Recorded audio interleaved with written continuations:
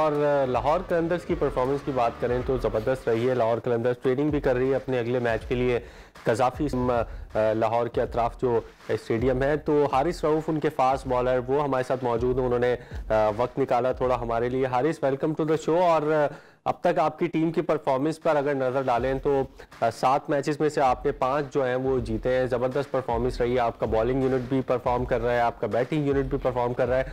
आप किस तरह देख रहे हैं टीम की परफॉर्मेंस को?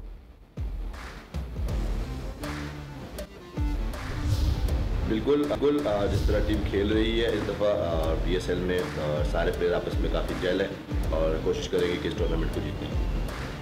नहीं, देखिए जिस तरह हमने कराची में मैचेस खेले वहाँ पे जिस तरह की परफॉर्मेंसेस आ रही थी टीम की, और जिस तरह वहाँ पे हमने अच्छी परफॉर्मेंसेस दिखाई एज अ टीम, और उसी को कंटिन्यू किया एज अ मोमेंटम जो हमने वहाँ पे पकड़ा हुआ था उसी को कंटिन्यू किया यहाँ पे आके लाहौर में, उसी माइंड सेट के साथ खेल रहे हैं।